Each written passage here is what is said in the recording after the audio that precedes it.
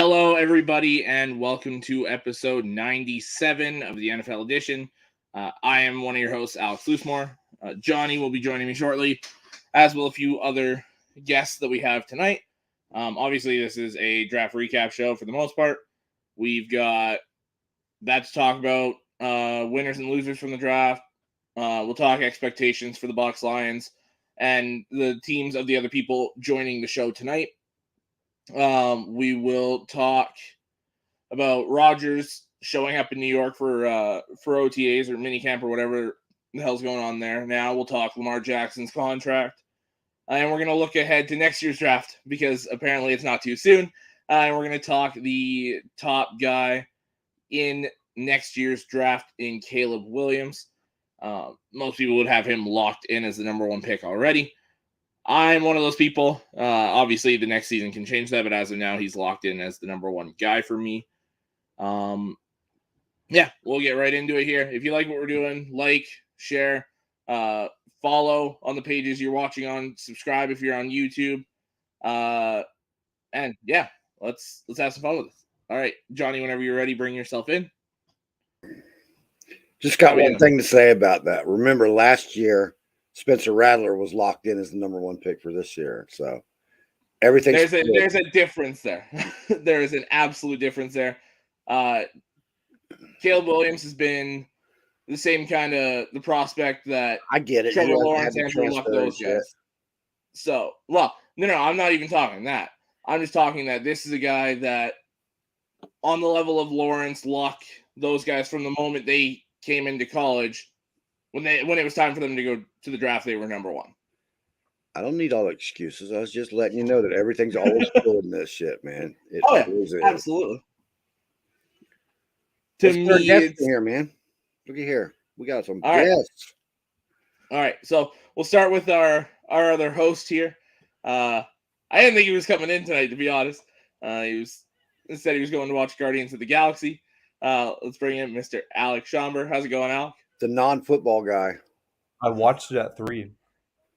Oh, okay. I just saw in the group chat, so I was like, I don't know that he's coming in tonight. So, 3. All right. Fair. All right. Well, thank you for hopping on. All right. First guest we're going to bring in here. As you can tell by his virtual background here, he is a massive Washington Commanders fan, the godfather, essentially, of Let's Talk Football, Mr. Sean Spencer. How are we doing, Sean? Yes, sir. Yes, sir. We're doing well. How are we doing today, guys? All right. Wow. And we have one more guest that just hopped into the back room here. Another one of the Let's Talk Football family. It's a Saints Only Hope. You can catch her on a wide variety of shows. Apparently, she is the Saints Only Hope. Miss Nicole, how we doing, Nicole?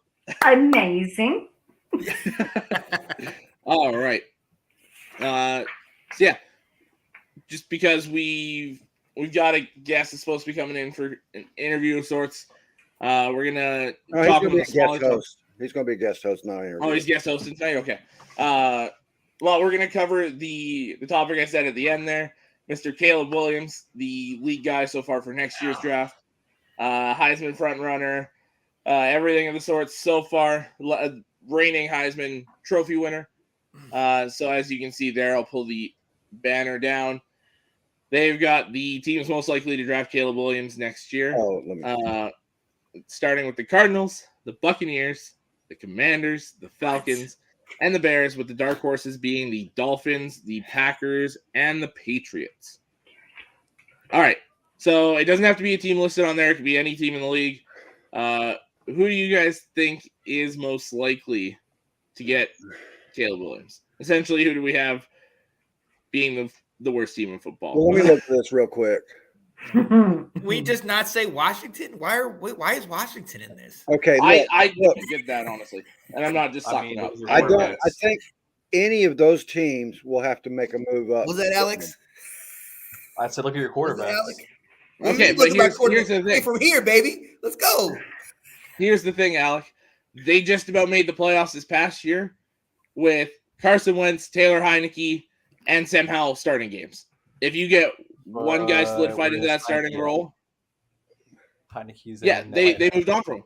But that's my point exactly. Is you went from having 3 quarterbacks start to now you're going to have one guy be the starter. You almost made the playoffs last year with 3 different quarterbacks. There's a known saying in football: if you have more than one quarterback, you have no quarterback.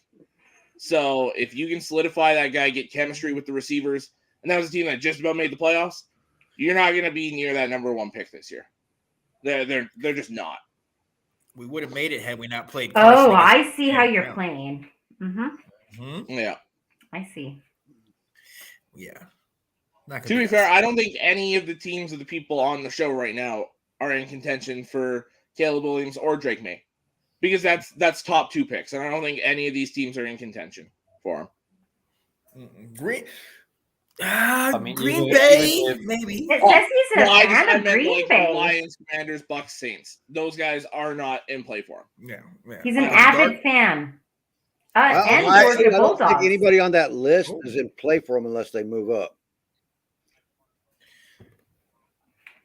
I think the Cardinals, they're probably going to be up there just because how long's Kyler Murray out? And we've seen them be willing at the number 1 pick to jump quarterbacks. So there's that potential there. I don't think they do it. I think they would trade out personally. Hello, JT. This is the NFL edition. It was good doing the show with you the other night. You have Alex Loosemore right above your head. He's a Lions fan. You have Sean Spencer over here to the top right. That's Miss Nicole Klychek, the Saints only, and Alex Schoenberg. Hey, y'all. How you doing? How's it going? Hey. Well, thanks for hopping up. Johnny, did you say Nicole's a Saints only fan? What did you say? Saints up. Saints only hope. I did. Only You hope. Happy with Only you. hope. got me. You got to rub it in, all right? She probably is a Saints only fan right now. So. Who would want to be? Oh, I get it now. No shots fired here. Thinking Star Wars. Yeah. Your only hope. Nicole, Oh, see the screen? happy Star Wars Day. Yeah. Woo-woo. We Yes, are going to I discuss- know. May the 4th. My Yes. birthday's tomorrow too, so I'm excited. Oh, happy early birthday. Yeah. Ooh, Revenge of the 5th. Hey. Yes, Yes, exactly. Yeah. Love it. Oh, Okay, Scott. JT, did you hear what we're discussing here? Yeah, talking Caleb Williams from what I heard, listening on the live stream. Yeah, this is what teams they have Caleb Williams top ranking according to for. Garrett Podell. That's a weird group of teams. Oh. The Kyler Murray one is really a head scratcher because they've already set up his contract and stuff. So I understand that just because with how long Kyler's expected to be out, and this isn't a very good roster as is, you're probably going to be up there. Not to mention you have Houston's first round pick, so you're going to have 2 chances at that top pick. So you'd have to think they're in the running for him. But I don't think they do it. I really don't. that would be kind of a waste of a draft pick to put somebody of his talent sitting there behind Kyler. Well, you wouldn't sit him behind Kyler. Yeah, Kyler would be starter. gone. Yeah. If you're taking somebody number 1, Kyler's gone. Yeah, I know us fans, we all believe that Kyler should probably be gone just because of his immature attitude, if nothing else, right? Yeah, that guy needs to get it together. But to put him on any of those teams, like I said, the top 5, I don't think any of them. I think there is an argument for Green Bay. I mean, we don't know what Jordan Love is going to be. You know what I mean? And they lost a lot of their pieces. So We don't know exactly. We don't know what Jordan Love is going to be, but like pre-show, we were talking about the teams do know what they have. Yeah. Okay. True. And they have been pretty good at replacing quarterbacks over the years. Well, and did you guys see the contract Jordan Love got? No. They Little they extension. gave him a minor extension here. So instead of giving him the 5th-year option next year, which is a guaranteed 20 some odd million, Yeah. he's getting about 13.5 guaranteed each year. I just saw that it was 22 that he's getting. Well, it can with incentives it goes up to 22. So the base guarantee is 13.5. Then it can go up to 22. Gotcha. So, but it's also set up that if he flunks out this year, you can cut him without too much damage. So this is a situation where if Jordan Love is not the guy for them, which I personally don't think he is, then you'll be in a position where if you're not at one of those top 2 picks, you probably don't have to trade too much to get up there, and you go get that difference maker at quarterback again. That's one of the reasons I'm on the. I do believe that the Bucs are going to get a quarterback next year. I do believe that 100%. Baker Mayfield is a bridge quarterback. If Travis isn't the guy, then they're probably going to go after somebody like Drake May, I think. Drake May's not going to come out. He's not coming out. He's not coming out. Sam Howell went 3 years. Drake May's going 3 years. Unless we win a natty. No. This is his 3rd year. He's gone. See, and here's the thing, Sean. I don't want JJ to leave either. He's gone after this year. I know that. So I'm right there with you. I don't want my quarterback to go, but he's good as gone. And the Bucs aren't going to be in a position to get a Drake May unless you give up the farm. Well, this is that next year is the season that I do expect some kind of big move, and I don't know how big a move because we don't know what the season's going to fall like. Let's just say, may the force be with him. Sorry. Well played. See, I see the Bucs. I don't see them getting one of those top 2. I see them getting a Jackson Dart, a JJ McCarthy, one of these other guys that could be mid to late first or into the 2nd round. You had to throw JJ McCarthy in there just so I couldn't bitch about you.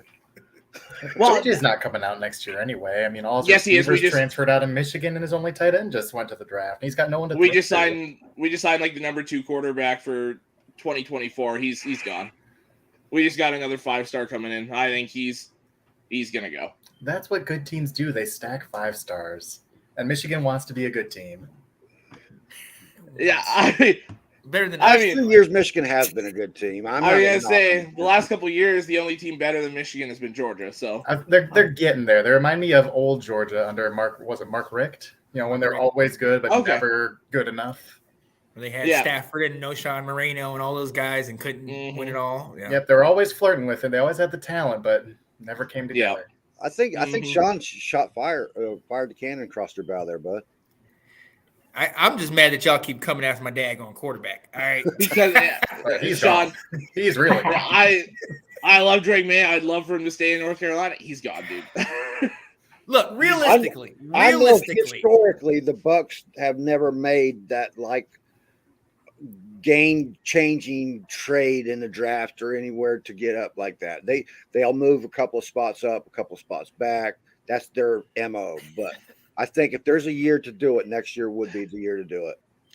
If he comes out, he's well worth it. I do definitely agree with that. Yeah. But my issue is this. You have 2 schools of thought. You have one, let's take him out right away like they did Mitchell Trubisky, and we saw how that worked.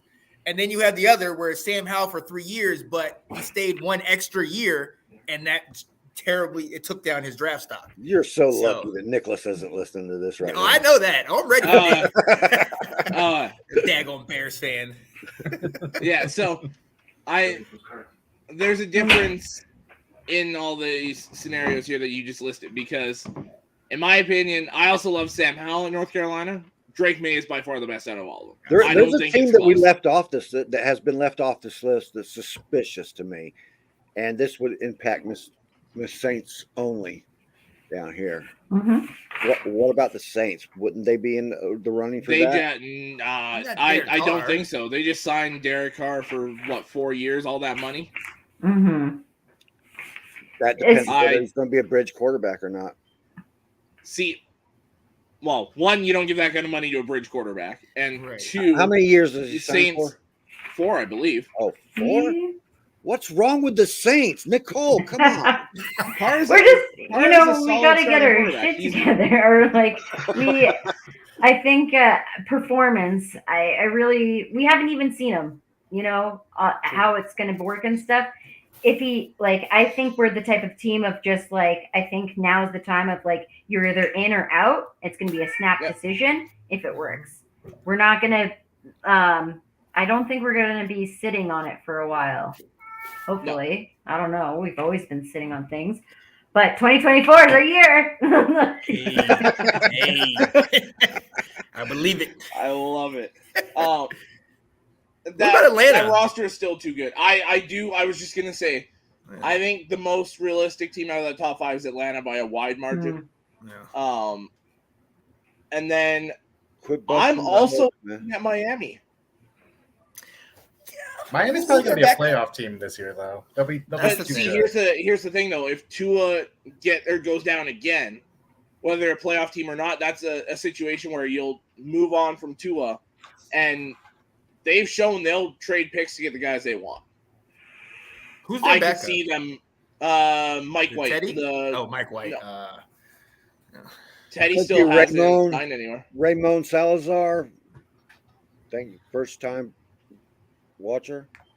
I'd love to see the Chargers succeed.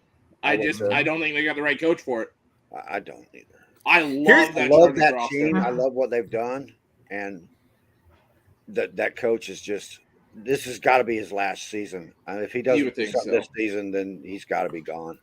Here's a random question: Did the Chargers take? I know they got Herbert. I know everybody's on Herbert, but a lot of people are not on him. They think especially after that playoff game. Is there a chance that maybe if he doesn't work out this year, they move on from him? I think it's more coaching than Herbert myself.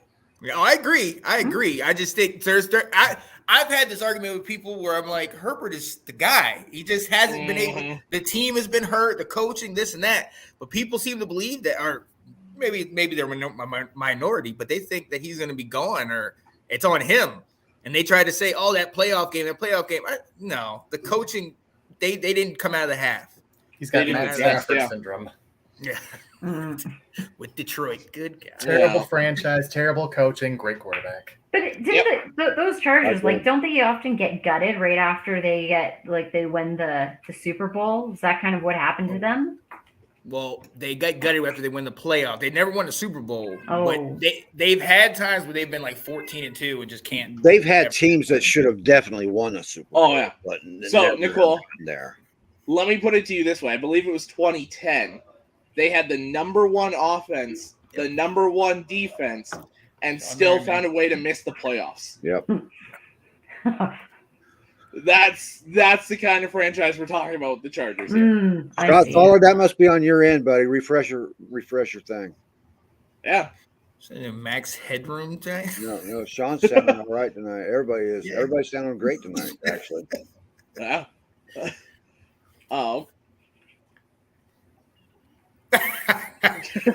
Can't disrespect my QB. No disrespect at all to Herbert. I loved him. I think he's one of the only quarterbacks that was decent out of Oregon. Shots fired again. That was the alley-oop toss into the slam dunk right there. What's the score again, December? What was the score again? All right, guys. I got it. Time for me to go. You lost, right?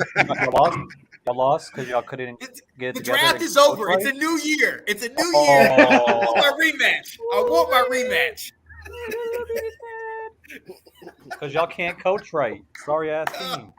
Y'all want to kick the field goal. Let's go. It was right. I think they weren't going to make that field goal, Alex.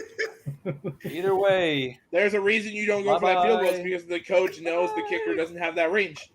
Don't have to top goal. Beat by 0 championships. Oh, God. Highs and lows. Highs and lows is for sure. Record against us. 0. This one, the season you're thinking of was 2007. Because that was LT also tore his ACL. Yeah. But Phillip Rivers played the AFC Championship on that torn ACL. That was brutal. They went through the undefeated Patriots. That's who they had to beat to get to the Super Bowl. That was that year. Well, Tom Brady won us a Super Bowl on a torn ACL. So torn MCL. I was about to say MCL. Yeah, MCL. Yeah. Still significant. Oh, very true. That's still a big deal. You can't belittle it. Oh no, not in the slightest. All right. So let's kind of move from next year's draft into this year's draft. We'll just kind of go through the teams here, kind of see what we thought of our drafts and then what other people thought of those teams' drafts. We'll kind of go like a back and forth kind of thing. Sean, let's start with you. Well, what do you think about your Commanders and how they drafted? Well, I'm going to be very honest. The draft was a bust because we didn't get Cody Mauch and he went to the daggone. What are we doing? Oh. All right, dude. We had 6 months of this now. I'm telling you. We've been arguing over this guy. We were supposed to go live Friday night and decided not. He was like, "Do you want to do it?" I was like, "No." Why? How did they pick him right after us? So that means we saw him and said, "Nope, we're going to go a different way." Ron wasn't listening to you. Apparently, yeah. You know, honestly, I thought we, especially with the first 4 pick, we filled the needs. We had a big hole in secondary. We filled that. We put 69 on him. We had a big hole in secondary. We filled that with getting a corner and a safety. You know, we didn't get Gonzalez, but Will was talking to me the other day, and if you look at some of the stats, especially that first game that Gonzalez and Oregon played against Georgia, he got torched, and he was getting torched up and down the field. So, and with this guy Emmanuel Forbes, he's a ball hawk playmaker. He has a tied for most pick sixes in FBS history with 6. Him and a guy from UAB in like the early mid 90s, like Glenn Robinson or something like that. So got a ball hawk. We needed that. Jaquavius Martin played with who was it? Devin Witherspoon in Illinois. He was our second pick at safety. And Sidney Brown. Yeah, exactly. We needed that pick. And then we ended up getting Ricky Stromberg out of Arkansas at center. Big hole. We needed that one. Got Braden Daniels at a tackle, but we don't know. We might move him inside. That's going to be interesting. After that, it was edge, running back, edge. You know what I mean? Like, so the seventh round pick, Andre Jones out of Louisiana, I'm not even really sure. Chris Rodriguez, I'm kind of excited about, but we know his strengths. He's one cut and go, very decisive, a bruising runner, but he ain't gonna outrace you. You know what I mean? You'll be able to catch him, but he'll definitely be able to get you those short yards. And then KJ Henry out of Clemson, edge rusher. Eager to see what he can bring to the table. His dad apparently is a diehard Washington fan that came out with an old Washington jersey, so I was excited to see that. Okay. When I first saw the draft, I was blown. Y'all know it. I was messaging y'all. I was like, are y'all serious? Everybody that I had on my list, we're not going for. We're doing this. We're doing that. In hindsight, I think, especially with the first 4 picks, we made the moves that we needed to. We traded up to get KJ Henry at edge, so maybe we know Chase Young and Montez Sweat. We're figuring out who's staying, who we're going to keep in the next couple years. So that might be a replacement for one of those guys. But right now, it's just we fill the needs. We normally are the ones that win the offseason and lose the regular season. So I'm glad that we're kind of under the radar. Let's just kind of do what we did. And we already know we're losing 2 games to the Eagles because they got the whole daggone Georgia Bulldog defense. So but I feel good with the rest of the division. So, and hey, Sam Howell, baby. Tar Heel Nation. I don't know. All I heard from you after the draft was I messaged you that we got Cody Mauch, and all I got was a thumbs up. What the hell? I was trying to be cordial. I was trying to be nice. I was like, why you do that? And then you had Ben on every show. Hey, Elijah Cansey was a surprise. Elijah Cansey was a surprise to me because I thought the Steelers were going to take him just before us. So I thought the Lions were going to take him. Surprise. JT, what do you think, man? What do you think about the Bucs draft? I know we talked about it on the show the other day, but I thought it was unexpected, but I liked it. Like, Cansey's really good. I think the Lions are dumb for taking Jack Campbell over him. And, you know, it was a weird fit because he's so small, and I thought they'd go offensive tackle in the first round, but Cansey's really good. Mm-hmm. I can't wait to see Mauch and Jensen together side by side on that line. Oh yeah. They're going to be like the old Bash brothers from the Mighty Ducks movies. They're just going to be like hitting people and I love the attitude. Swinging their hair around. Yeah. Oh, look, you guys getting the new jerseys too? We got another Ducks reference. See, that's 2 more references. Look, before he comes back at me, I got to go close up the church. Hey, I'll be back on a little bit later, guys. All right, bro. All right. See you in a bit. All right, man. Nicole, how do you feel about the Saints draft this year? I feel pretty good about it. I didn't know anything about college football at all last year. As of today, had no idea that it existed, but I learned quick and fast from you guys. And the only person I ever thought of was Brian Breezy, and it was only because of Drew Brees. So I only picked him in the beginning to start out with, and ironically, we got him. So Yeah. I don't know. He's pretty good, but it's kind of what we needed. And I didn't know that we would need so much defense going back to it, because we lost a lot of our defense in trades and stuff, our Pro Bowlers for sure. So we need to fill in some gaps. I'm a little nervous actually still with our defense. We got some edge rushers, Isaiah Forsky, Kendry Miller. Interested to look. We got a running back, and then we also we traded up, I think, last second as well for a draft higher pick as well. So, but yeah, we got a safety as well. We did get a quarterback, which is ironic. And you guys probably know him more than me, right? I can't remember which guy you got. Jake Hayner. Jake Hayner. That is a phenomenal pick for a backup. Absolutely. I'm glad you picked for backup. They still got Jameis. Well, because Carr's the guy. Yeah, Fresno State. They still have Jameson, which means they need a quarterback. Yeah, I don't know if we're gonna. I think he still has to stay with us, but we'll see about that. I don't know. Yeah, NFL has a magic way of working its things out with contracts. I think what it'll be is Winston will be the backup to Carr this year, and then Hayner will take over the backup role after this year. Hayner will go to the practice squad, be one of those protected practice squad guys, and then next year we'll take over that backup role. Yeah. So yeah, that was about it.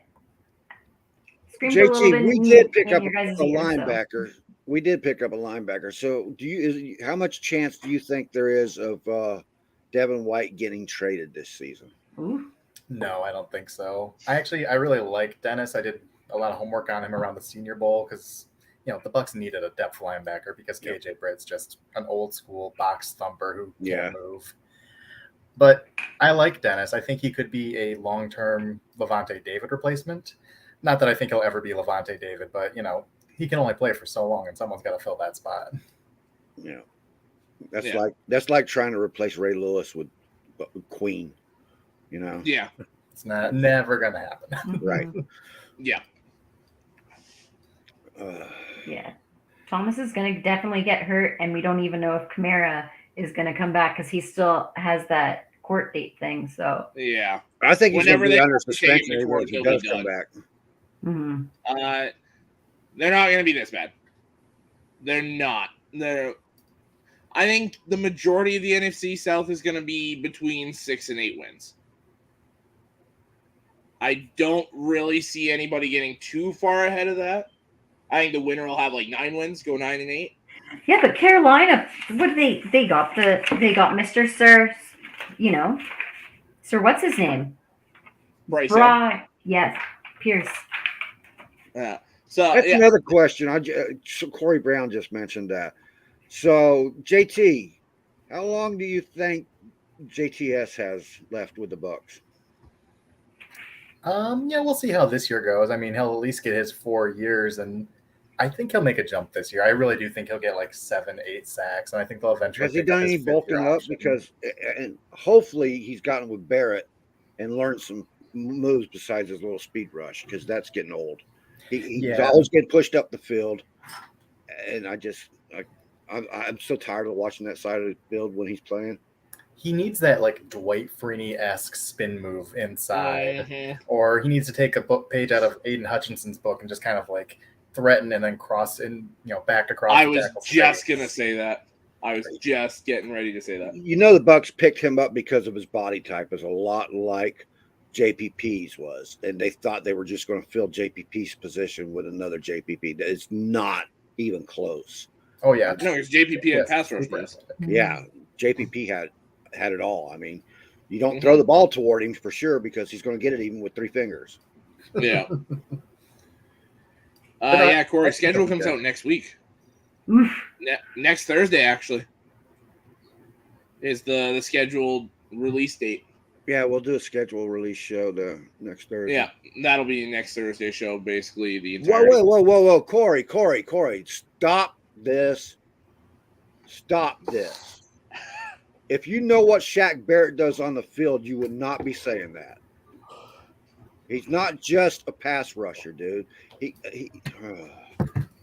Sacks is not the only number you have to watch with football players. I'm sorry. Well, and you don't just look at the box score. You don't just look at the stats. You look at what they do off the box score. Look what they do to help out their teammates. Look what they do to make the offense go to the opposite side of the field to do stuff like that. Right? Like pass protection. In order for someone to tackle, there's someone else tackling the other guy, so that guy can make the tackle. Yep, absolutely. Yeah, there's so much more than just looking at sacks, tackles for loss, all that. Everybody said that shit about Adrian Claiborne too, and the thing is, they didn't pay attention to all the stunts he was doing. I mean, they had him stunting across the field half the time, man. And which opens up your main sack guy. Exactly. Like, yeah. No, Shaq Barrett is somebody I would love to have. Just until a couple of years ago, Adrian Claiborne was leading in backfield pressures and stuff. Yeah, he was great with the Patriots for a minute there. Yeah. Well, and that's another thing too. They might not always get the sacks, but there's guys, and Cansey is another guy like this, where they get to the quarterback and make their life hell. Yeah, whether they throw it away, check it down, whatever. They don't always get the sacks, but Cansey's a guy that makes quarterbacks' lives hell. I'm not comparing him to your guy there with the Lions, but a lot like him, I think he can be used in a lot of different ways. Like Hutch? Yeah. Yeah. The versatility, yeah, I understand that for sure. Because he's got the draft comparison I had for him was a poor man's Aaron Donald. And that's not saying he's bad, it's just he's not. Well, they've already started comparing Warren Sapp too, so. Yeah, like it's a guy that's undersized, but he's strong enough to push the pocket from the middle. He can rush from the outside. There's not a lot he can't do. Cansey was a guy, the more I watched, the more I loved what I saw on tape. I mean, it's so hard to compare him to a guy like Aaron Donald because no one's Aaron Donald. I mean, agreed. Merlin Olsen isn't Aaron Donald. He might be the best defensive player ever. Right. But, there's so few great defensive tackles to point to who are that size, and the ones who are were really great. Like John Randall. That's the main comparison I see in him is John Randall. I love that comparison, actually. I'm just happy it's about defense. Good. Well, Well, the Saints have lived on defense for years, man. So it makes sense. Maybe that's why. I love defense, so maybe that's probably.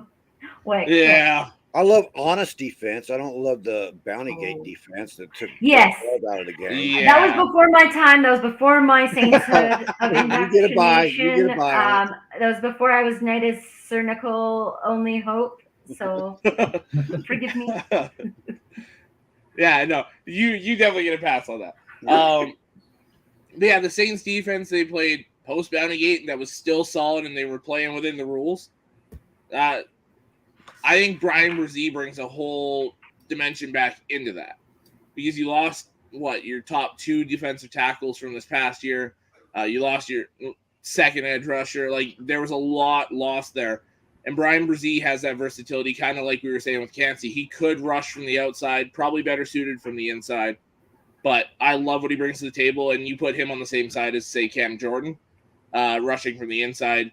All the stunts, the twists, everything you could do there, that defense could be a lot of fun to watch again this year. I mean, not for Bucs fans, but just football fans. Yeah, well, as long as the Saints defense is playing within the rules instead of trying to bounty up legs on Brady and stuff like that, which that ain't happened this year, thank God. Yeah. But I've always thought the Saints play the Bucs dirty as hell. You know what I mean? I feel like that's almost every rivalry, though. A lot of rivalries, you push that. I agree, and I'm glad Mike Evans is pushing back on that crap instead of letting it get in his head. So we'll just see if this trend follows into Denver. Okay, and then you can just move. yeah. Sean Payton takes it with him. Yeah. JT, what do you think of? All right, we had this earlier before you came on. What team do you feel like owned the draft? And I went with Lions because I'm so sick and tired of hearing the Eagles and the Jets. Yeah, I mean, Eagles are obviously great. They got maybe the best player in the draft if he can work and keep his position. I mean, it's all the off-field stuff with him, but I don't think they got the best player in the draft. I think that belongs to the Texans. Yeah, those are the top two. I mean, it was Anderson and it was Carter. If Carter wasn't, right, getting arrested and killing. There's an argument made for Jones too, and they didn't get him. So yeah, but I agree. I think the Lions did have a really good draft. I didn't like their first day drafting a running back and a linebacker in the top 20, but their second day they got Brian Branch, who was super good. He was a top 10 player for me. They got Sam Laporta, who I think was the second best tight end. I think people give them a lot of crap for taking him over Michael Mayer. Not me. I actually like Porta better than me. I said last week on our show here, I said that Sam Laporta had become my favorite tight end before the draft. He was my second favorite. Yeah. To me, it was Darnell Washington was my favorite, just because the size, the physicality, the speed, like the ability to do it all. Sam Laporta was a close second, so I was very happy with that pick. And Pittsburgh had to go and get Washington. Late third round, too. Yeah. And what happened with... Sorry. Oh, go ahead. Will Levis? I never got the answer on that. He went where he belongs. He's going to Tennessee. I said all along he never should have been a first-round pick. I thought of him as the fourth quarterback, and I had Richardson as the fifth quarterback. I had Hendon Hooker as my third quarterback. And I had that from the beginning. I did too. Remember? Yeah. I did too. I was gonna say Johnny can vouch for me. It wasn't just the fact that he's a Lion. I had him as my third quarterback. But to me, I agree. I really only thought there was 2 first-round caliber guys. I did expect 4, maybe 5 to go in the first round, just because that's the way quarterbacks tend to go nowadays. But yeah, Levis is a second-round talent. He went in the second round. Went through a good situation, in my opinion, where he can sit behind Tannehill, learn an NFL offense, and then take it over from him next year, if not partway through this year. I quite like the fit for Levis. I think that's a terrible situation in Tennessee, just because I think they're going to be bad this year and Vrabel's going to get canned. And I think they're going to be one of those Caleb Williams dark horse teams. And if they can take Caleb Williams, and it's bad news for Will Levis. Absolutely. That might be a situation where he could get traded off as a guy that a lot of people saw as a first-round guy. Somebody might take a chance on him, but yeah. If they went and got a Caleb Williams, that is bad news for Will Levis. Right. You don't want to see him go like the Drew Lock path where everyone had hype about him and then, he was just in and out of his situation before you could blink, and now he's just kind of destined to be a career backup. Yeah. It's the Colts that pissed me off this year. They not only did I think they took the dumbest player they could take at that high. I would have took Richardson in the second round. I know he wasn't going to last there because the combine just blew him up. His physicality is there. I mean, he's probably the most physical quarterback we've ever seen, right? It's the potential that comes with it. Yeah, but you can only go so much with a ceiling, and you don't want to. Yep. That pay scale, you put him in at that position, and you're having an automatic pay scale set in for him, and I don't like that. I would rather go take him later and work on his potential, and then see what I got. Yep. Jumping up to take him there I think was ridiculous, but then again, somebody else was probably going to take him, and they didn't want to lose that. But they took my favorite running back also, and I really wanted to match Evan Hall with Rashad White. Okay, and so they kind of balanced out there, in my opinion, with that. See, And for me, the Richardson thing is a lot like what we did with Gibbs and Campbell. It was, if that's the guy that you want, that's the guy at the top of your board. Screw positional value, all that, take them. And from what I've watched a ton of tape on specifically Gibbs and Campbell the last week, because I've been trying to see, okay, were they really worth 12 and 18? And to me, coming in as like prospect wise, I think for NFC guys here, I think we got our Alvin Kamara and our Luke Kuechly. I do. They both. Yeah, I like your pick. Well, looky here. What the hell? The guy who said he wasn't going to be here. I didn't say that. Yes, you did. You said you weren't going to be here Thursday. I heard him say it. I said Thursday, but I didn't say this Thursday. I just said Thursday. All right, how we doing, Ben? Oh, I'm doing good. No, actually, I got a little time on my hands. So, all right. By the way, 1-0 Golden Knights. Yeah, you beat the Edmonton Dry Titles last night. Yes. I see where this is going. See, I had to get him off of there because he started that shit. Yeah, right now we've just been kind of talking the draft, mostly just recapping the draft. So since you just hopped in, we'll get your thoughts. What do you think about the draft in general? If you want to go into the Bucs, if you want to talk about a different team. Ask him about the headline topics first. The Caleb Williams okay, thing. yeah. So I don't know if you saw this in the group chat. Here, I'll show it to you. I just had it up. I didn't see it. Yeah. So out of those teams, most likely to draft Caleb Williams. Sorry, JT, I didn't mean to cover you up like that, bud. Oh, you're doing the world a favor.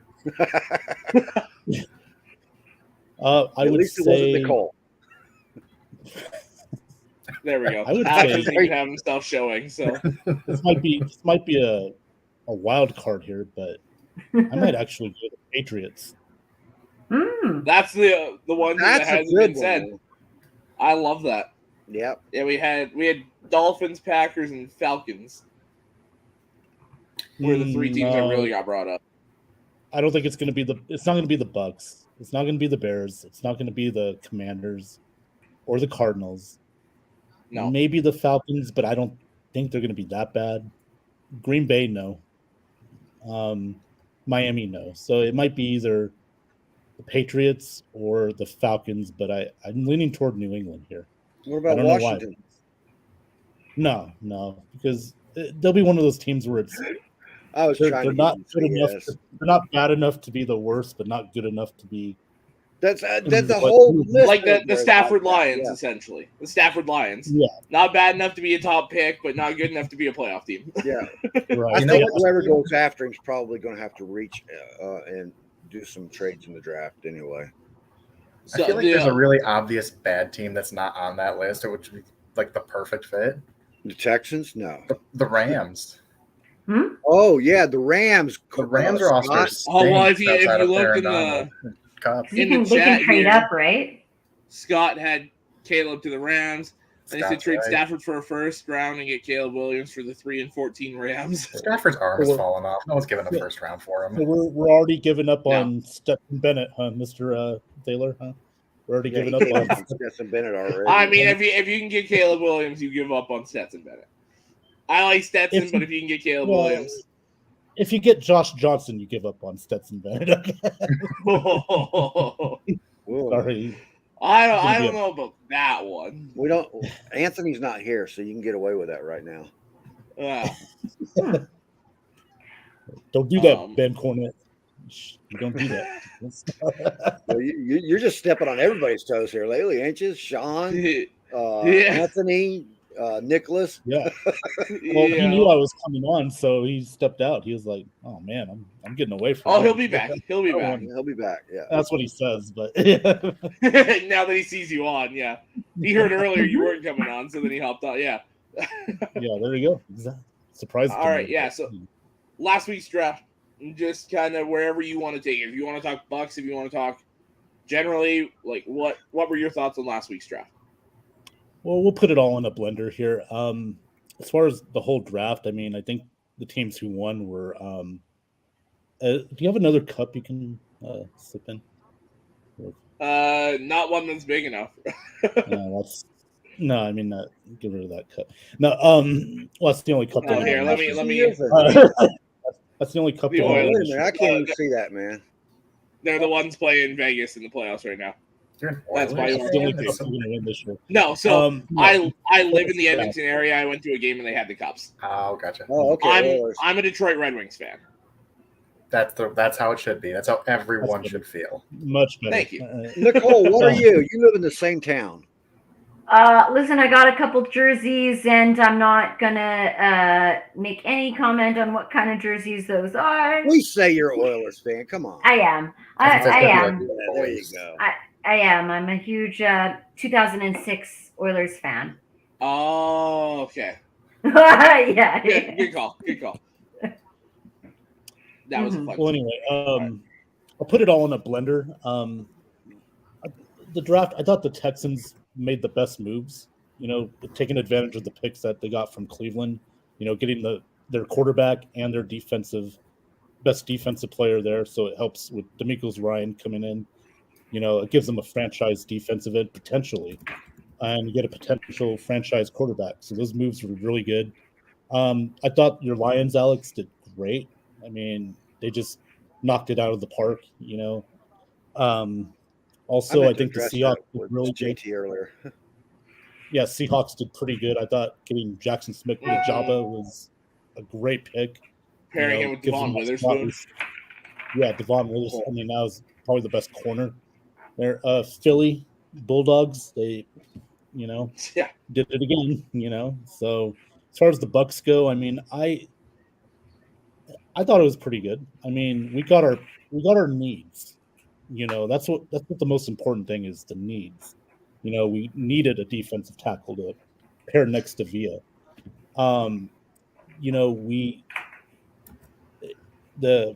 Another defensive end from Louisville, Yaya Diaby. I mean, I think could be an interesting player. If he can develop well. I mean, but I got to tell you, man,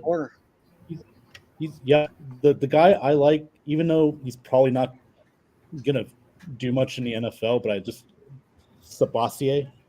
Can you pass to Sabasier? Dennis, that's like the best name ever. I hope he does well, so that way we can have a. I think he actually will, man. I know the tape I watch on him is just highlight reels after highlight reels. I want to see. I'm trying to find some tape where he's not playing that well and see how bad he can play. But he's kind of impressed me a little bit. But Cody Mock, I mean, come on. I mean, that was like the best draft pick ever. I mean, Ryan Jensen Jr., come on now. Father's Sunday every day. Literally. Strangely enough, if I remember correctly, JT wasn't so high on Cody Mock. I mean, I like Cody Mock. I just didn't feel like the Bucs needed a guard as much as they needed a tackle. It all depended on how they viewed Gadecki, right?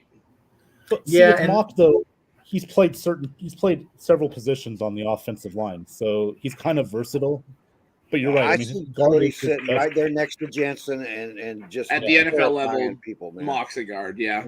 That's the problem with Mock and Gadecki and Filer. They all have short 32-inch arms, so none are really projected as a tackle. They're all kind of guards who have played tackle.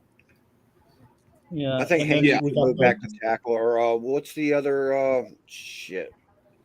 Shaq Mason, is that the one? No, we drafted him a couple of years ago. Oh, that's Hainsey. No, not Hainsey. The other one.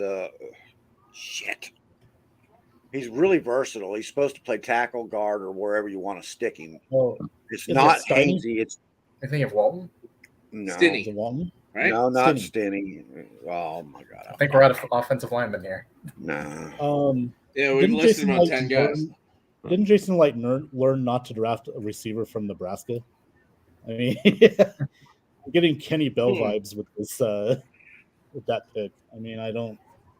Come on. I mean, you guys got Jensen. Yeah. Yeah, we've had Jensen for a while. He was all of our attitude there for a while. Now he's got a partner.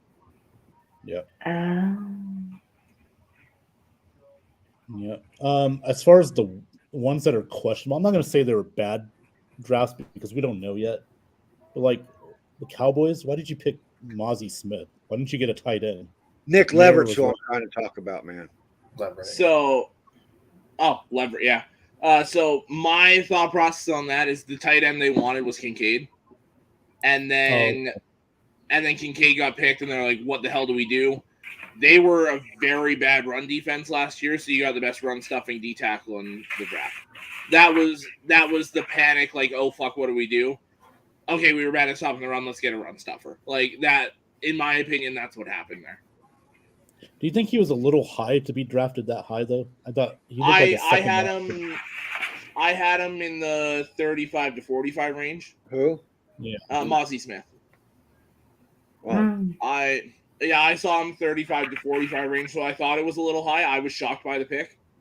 I was kind of pissed that Dallas got him, actually. Me too, because then I got to start paying more attention to Dallas if I want to watch my guys. I'm not watching. Because they also got Schoonmaker. I was gonna text someone, say happy draft, you got this, and then I deleted the message and never sent it. So I don't know if it was that good of a pick. Well, don't they play Dallas this year though? Detroit, Alex. We do. You'll get the same then. You get to see I'll get to see lots of Smith and Schoonmaker. Yep. I wanted to address JT. You were upset with his first round pick with the running back. With Campbell. No, Campbell. No, he was talking about running back when we were on the show together, and he was talking about that. Oh, I think it's a bad I idea. get that pick. I really do, because now that we know that Swift isn't there, and they needed a running back, and Jamar Gibbs was the second best running back on the list. And in my opinion, I think he's going to have more. If he don't have more touchdowns, he's going to have more yards, all-purpose yards, and that's important right now. All-purpose yards, yes. Right, because he's such a good receiver. Yeah. Well, and a kick returner. I think he'll be our kick returner too. No, I think in a vacuum, I really, really like Jahmyr Gibbs. I think he is a top 20, top 15 player in this draft. It's just taking a running back, especially when they already have Montgomery in the backfield in Detroit. You know, you can only give so many carries in a game. I think just on principle, I don't like the idea of it. But the player himself, I think, is great and worthy of that pick. Right. Yeah. So I think somebody was going to jump for him, actually. So what I was hearing was actually it was the Jets that wanted him. Apparently, the Jets at 15 were intent on taking him, which I didn't think so. I thought they were going offensive line. But everything I heard right after was that the Jets were taking him. And we heard all along that New England was considering taking a running back at 14. So you had those two teams thinking about running back. And then Bijan was already off the board. And Gibbs was the top guy on the draft board. So at 12, you take him because the thought of those other two teams potentially taking him, the chance that he's not there at 18, and he's the top guy on your board, you take him. Yeah, that's what I was at. And I get the thought process, but at the same time, the Bucs got Sean Tucker undrafted, and Sean Tucker isn't that much worse of a player than Jahmyr Gibbs. I mean, they're both top 5 backs in the class. Agreed, but it's a different style, right? Like they wanted the Alvin Kamara to the Mark Ingram. They wanted the weapon versus like Montgomery's going to be the running back. We just wanted anybody but Gibbs is the chess piece. Rashad White. Gibbs is the chess piece. Like from what I've been hearing, he's going to play a little bit of that kind of other slot from Amon-Ra in the more spread sets with Montgomery as the running back. He'll be your kick returner. He'll be your scat back. Austin Eckler is what he's going to be. Yeah, he's your Austin Eckler with a thumper as your other running back. That's where I always had him going, was actually to the Chargers, because Austin Eckler talking about wanting to trade it out of there. I always thought that he was going to end up there. So, yeah. I was in the same boat as you, JT. Like, do we really need him, especially at 12? We had Montgomery. I was thinking all that too. And then I did it first, and then I went through my thinking process over it and stuff. Yeah, I came up with that. Well, the other thing that kind of got me like, okay, this is our guy, was if you look at and this might be a weird way to look at it. If you look at the draft room, the only other players that Holmes and Campbell and all those guys were that jacked about getting were Aiden Hutchinson and Penei Sewell. And those two appear to be home run hits. So to me, seeing Gibbs with the work they put in over the 9 months and all that going into it, I felt like, okay, I'm comfortable with this. And when somebody's consistent, you take a little pressure off of Goff. We don't want too much pressure on Goff, do we? Never. No. And I'm also hearing they're already talking extension with Goff. Really? They're starting conversations. Get through the year first, guys. Goff's a clean cut Baker Mayfield. Goff's been to a Super Bowl. And I know we can say Gurley and all that, but look at the numbers he had that year. Well, just keep Goff away from 4,600 yards and like okay, that's almost all you 40 gotta do. touchdowns. Yeah, So yeah, Goff was no slouch that year. No slouch, but I mean, he wasn't a top 10 quarterback either. I mean, if you look at the numbers, he was top 5 that year. Yeah, that's numbers that can be a little deceiving, but I thought the defense for the Rams carried them through. And of course, I'm sorry, Nicole, to say that, but brings back. I was also just gonna say, don't worry about it. They I'm shouldn't okay have with been it. there, but yeah, should have been. No, but I mean, I'm with Johnny. I think it's too early to start talks about an extension. We got to see more out of Goff first. I mean, I also agree because you look at Detroit, it's been one bad year with not really anything to work with, and then you get the weapons and everything around him, and then he has a really good year. So let's kind of get another year to see what you got in Goff. I agree. I mean, even if he has a good year, I'm still going to have the images of him way underthrowing Jamison Williams against the Packers and just throwing ducks down the field. I mean, guys like Amon-Ra St. Brown are going to be really good with Goff because, he's that short, intermediate passing game, but Williams is never going to thrive with a guy like Goff. Well, Williams has got 6 weeks to think about it. It's not going to stay at 6 weeks, I don't think. Like, from what, again, this is all just what I've been hearing. The Lions are going to appeal it, and it sounds like it's going to come down to about 3 games. Which, 6 games, I'm still going to argue 6 games, and it's not just that it's a Lions player. 6 games for the gambling thing is absolutely ridiculous. They're not going to it wasn't an NFL game. They're not going to come off. Well, they're not going to. They're not going to take it away. But here's the issue. They're not going to come off of it. Here's the issue with it. Your first DUI is 4 games. I get the issue, but I'm telling you, this is not about issue. This is about money and cooperation with gambling. They're not going to come off of it. They're going to protect the shield, man. Well, no, and I still think he'll get suspended 3-4 games somewhere in there. But when the suspension for betting on a college football game is the same as beating your wife or girlfriend, that's where I have an issue with it. I agree. The first suspension for that is 6 games. But it's business. It's they set their standards just like you at your workplace set standards for certain things that aren't illegal, but that's their standards. Okay, it's the same principle. The NFL is not going to come off of this because they're going to make an example to let everybody know we're not playing about the gambling shit. I agree with you. I don't like that, but I understand it 100%. Well, and again, this is just what I've been hearing, the 3 to 4 games in there, because it's literally the whole fact of if he was off the Lions facility just down the street, no suspension whatsoever. The fact that he was in the Lions facility is what causes the suspension because it wasn't an NFL game. So that's where what I'm hearing on the 3 to 4 games, I'm tending to believe. But it is in their bylaws. It is in their rule book, okay? So, but the 6-game suspension isn't in. Like, it's not an automatic 6-game suspension. All suspensions in the NFL are based on whatever the NFL commissioner decides. This is going to be, the owners are going to be like, we ain't having this shit. And they ain't going to be looking at us like we're a baseball team, the Black Yankees or something. We're going to, because even if it wasn't on football, even if it was any extenuating circumstances, there's always a conspiracy theorist that's going to come back and start crap about it. Yeah. So Goodall, Roger Goodall. But here's the thing with pretty much all these suspensions is they set it pretty heavy, so then they can appeal it and it gets brought down.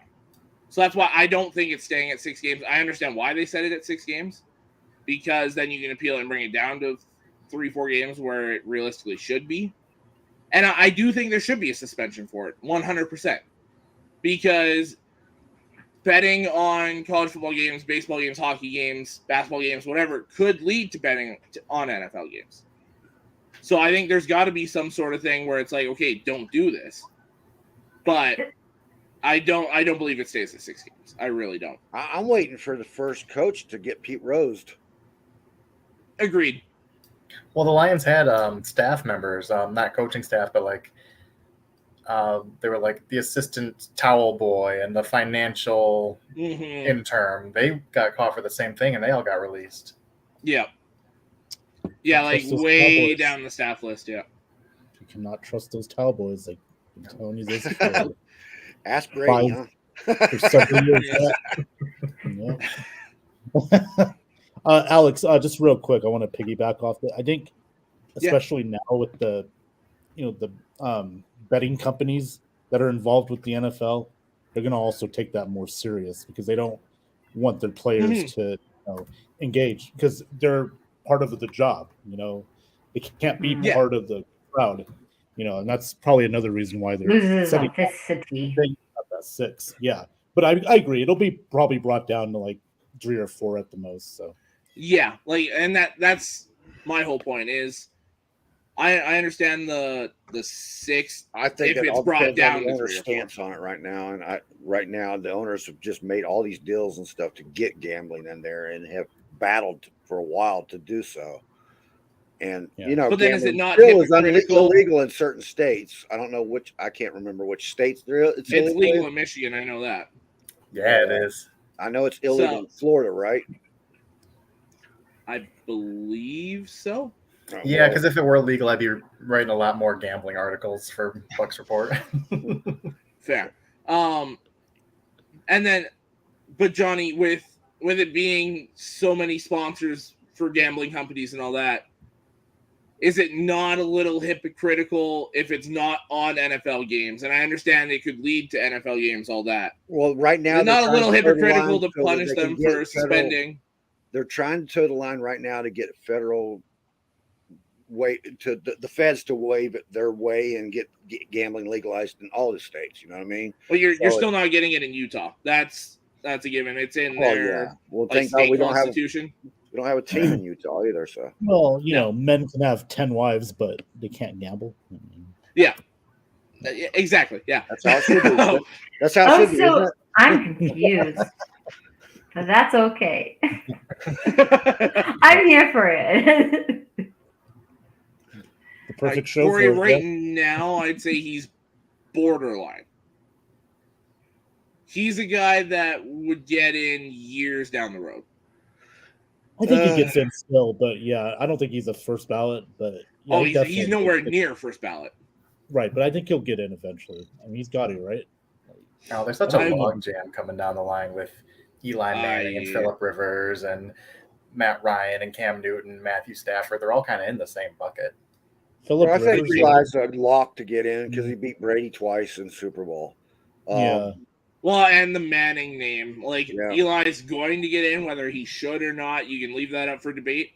He's going to get in. Yeah, but he's probably the Rivers worst is a maybe. I would love if that was the truth. Rivers is the one that might be borderline there because he's played well all his career, but if he gets in, it's going to be a Marino-like thing. It's going to be on his stats. It's not going to be on any championships. That's for sure. Well, and Marino's been to a Super Bowl, not Rivers. He hasn't even been to a Super Bowl. Exactly. Yeah, but you could make the argument that every time he went to the AFC Championship, which again wasn't that often, he was against one of those buzzsaw teams like the undefeated Patriots. Like those kind of teams playing on a torn ACL, that kind of stuff. Like I get it's essentially making excuses, but there's his team might hold. You can be like, yeah, okay, but like, there's arguments to be made for Rivers in that case, but there's also the fact that if I'm not mistaken, he never won an MVP. Yeah. So Ryan would jump in over him in that scenario. Yeah.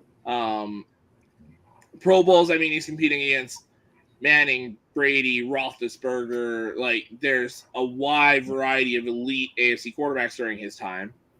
So his Pro Bowl numbers are kind of skewed.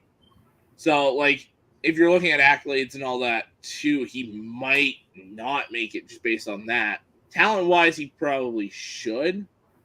Are we talking about Rivers or Stafford? Rivers. Stafford has the Super Bowl. I think that might be enough to push him. MVP, so. Yeah, but he's only got the one. Stafford doesn't have an MVP. He doesn't have an MVP? No. I swore he did, like with Calvin Johnson the year. No, because every year he had an elite year, there were people that had better years. Wow. Like Stafford's one of those guys that threw for over 5,000 yards, but it was the year that Brees set the record. Brady and Rodgers were also ahead of him. He was the fourth quarterback that year to throw for 5,000 yards, which in 2011 was an insane year for offense. Like you had 4 quarterbacks throw for over 5,100 yards.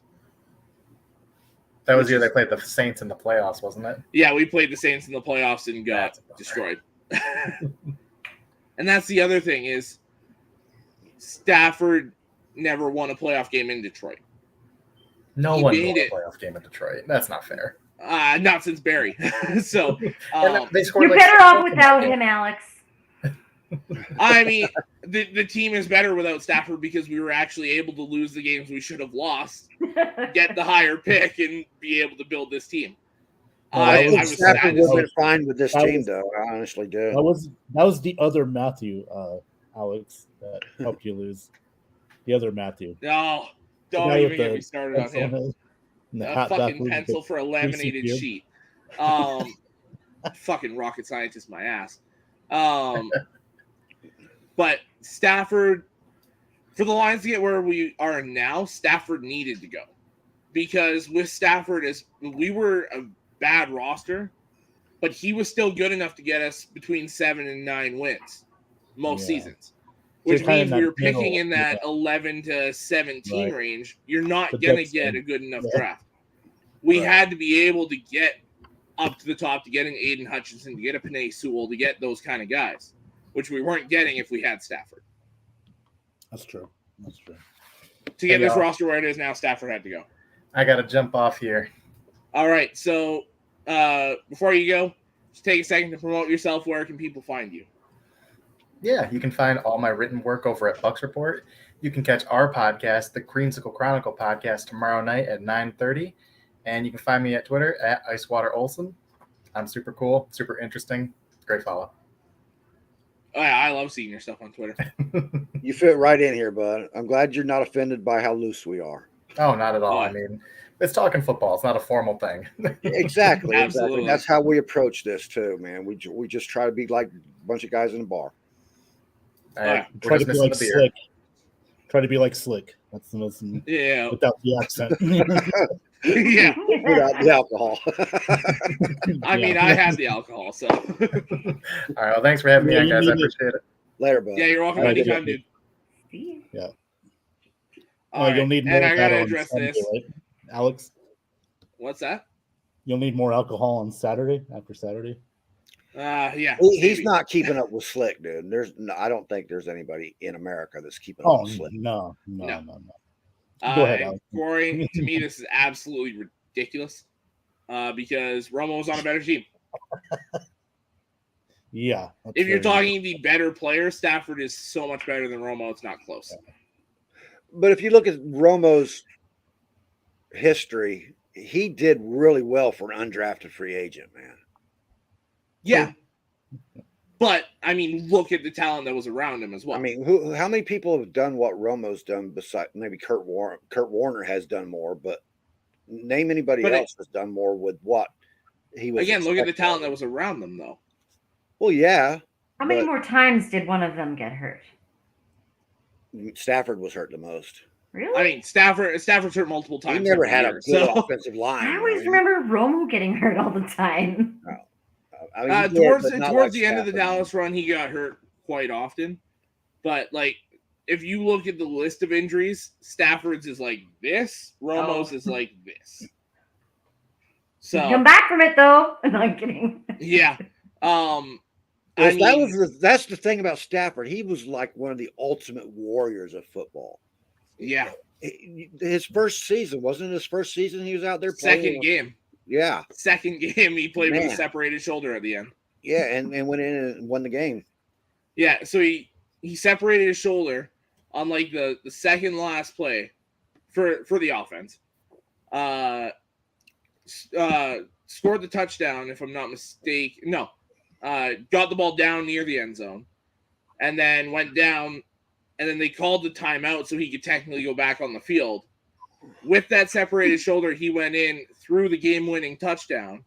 And then there's like players trying to celebrate with him hitting that shoulder, and he's just like, yeah, I remember that. He's mic'd up, and he's literally like, get the fuck away from me, like, and won them the game. This was a team that was the year before was 0-16. Won them their first game in like 20 games, like, and then pretty much missed the rest of the year. But yeah, there's Stafford will probably always be my favorite Lions quarterback for what he did. Yeah, he was definitely a warrior, man. We're speaking to him in past terms, okay? He's still playing, guys. Yeah, I mean, one, that's the exact thing. Like, after the injuries he had last year, he's still coming back. And it's a shoulder injury again, too. And elbow and head and, like, a laundry list again from last year. His legs. He got legs that hurt. It hurt, too. The guy's just, he's the bionic man. He's got to be pieced together.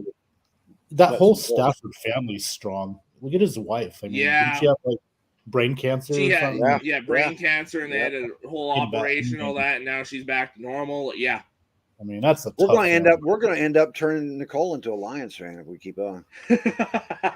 I don't know. I started dragging people in, so the more the merrier, as far as I'm concerned. Better than saying, especially. I hope you're just not lying to me, Alex. Not yet. Yeah, well, especially people that are coming to the draft next year in Detroit. When the Bucs were in the Central Division, I used to enjoy it every time we made the playoffs because our first team we'd have to beat would be the Lions, and it'd be like, oh, that's no problem. We'll make it beyond that round anyway. Well, and see, like, that was the thing back then too, because it's the same thing we had with Stafford and Calvin and all those guys. Yeah, is they make you look silly play after play after play, but it still wasn't enough to get the win most times. Yeah, well, the ownership has changed hands, and now that Sheila's taking over the daughter, so much better. What would be one game that you against a franchise that you know that you're going to be going up against that you're like, that's a win? Is there any that you guys think of this year? For me, sorry, Nick, the Bears this year. The Packers, I think this year, at least one of them is an automatic win. I'd say in Detroit, that's a win. Our schedule's tough this year because we play your division, and then we play the AFC West. I don't think any of the 8 games there are gimmies. I think I had us beating the Raiders and then losing to the other 3 teams in the AFC West. I had us losing to the Saints, beating the Panthers, beating the Falcons, and I can't remember which way I went with the Bucs. I think maybe a loss because it's in Ray J. Alex, you better be careful because you're dealing with the NFC South here now. Yep. Right. One thing I can say about the Bucs: if we get past the NFC Championship, I don't care who we're facing. We're going to win the Super Bowl. Well, it's for my Lions. We don't lose Super Bowls. We might lose in the playoffs. Yeah, you're 2-0. But we don't lose Super Bowls. Yep.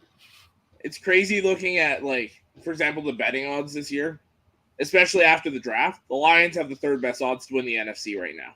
And I'm just like, okay, let's pump the brakes and win a playoff game first. Like in my head, that's the entire thing. Well, but I mean, you look at the NFC though, Alex. I mean, who besides Philly and San Fran can you say could be that third team? I mean, it could be anybody. It could Dallas.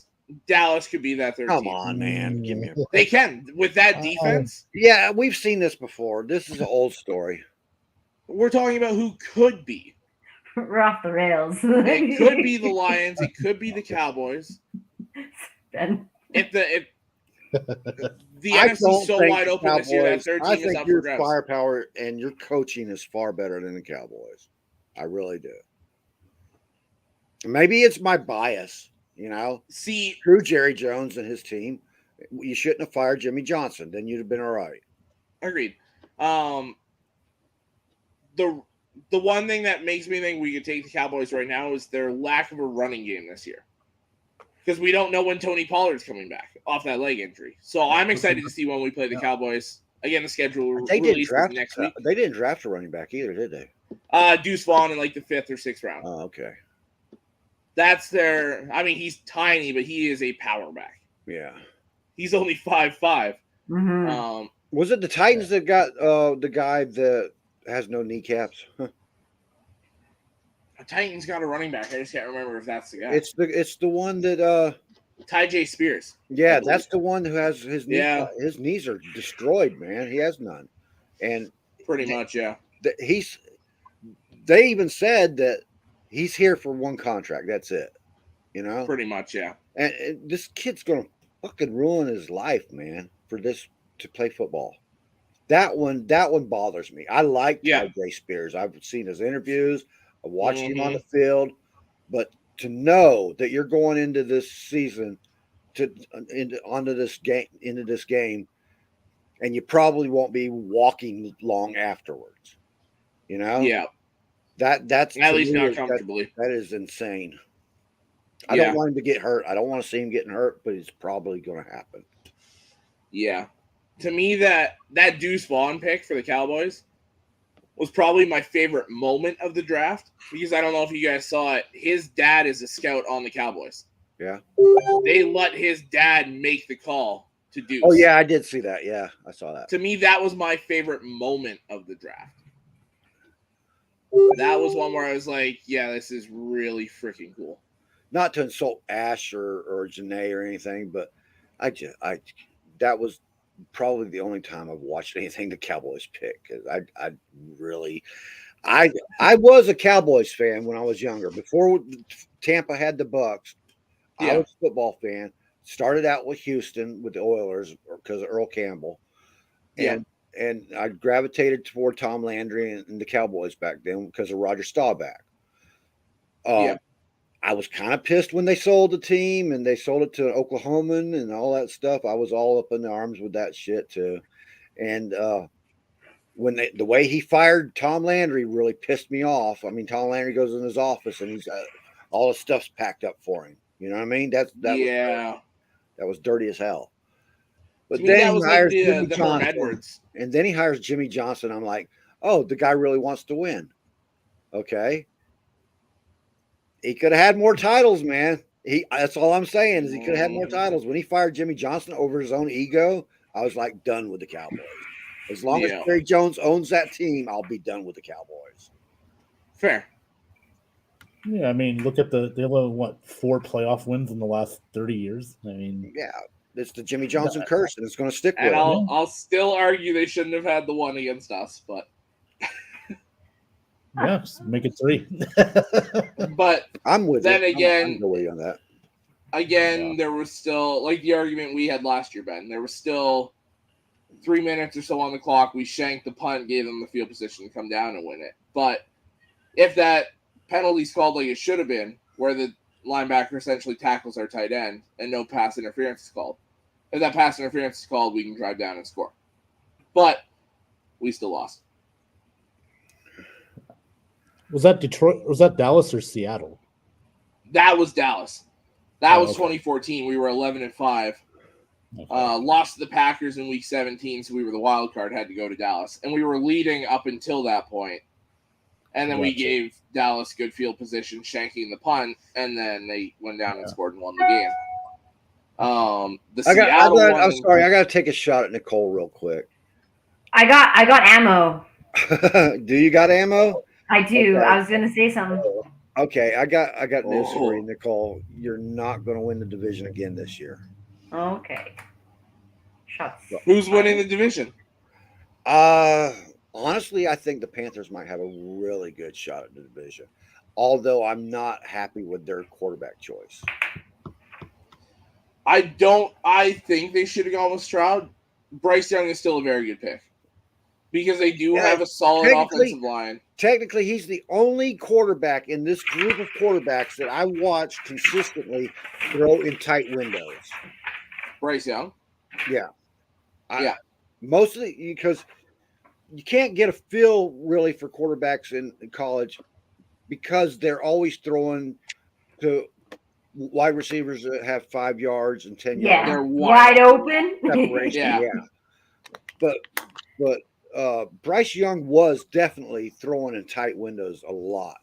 Mm-hmm. So that as far as that goes, yeah. But it's still got to get used to the speed of the NFL. He's really small, so he has to work his way into gaps so he can see downfield. He can't look over his offensive lineman, and if he's too close into the pocket, he's going to get the balls knocked down. That's how it works. So he'll have to be back out of the pocket. He'll have to move around the line to find those open gaps in the line. And this is the NFL, man. It's a lot faster than he thinks it's going to be. Now, there's two arguments I have against that. Is Carolina's one of those offensive lines where your guards and centers are actually on the shorter end, that 6'2", 6'3". They're not. So if they're come on. But if they're in that stance they're supposed to be with the bend at their knees and actually blocking like they're supposed to be, Bryce Young at 5'11" should be able to see over the top. Where teams like Arizona still have the 6'4", 6'5" That's where he's going to get those center. balls knocked down, because when the offensive line is up underneath the defenders, it's easier for the defenders to get up in the air and knock it down. Agreed. All defensive players are taught that. But then, and that's why I say he's got to back out of the pocket. I agree. There's going to be a lot of 5-step drops, a lot of him moving farther back.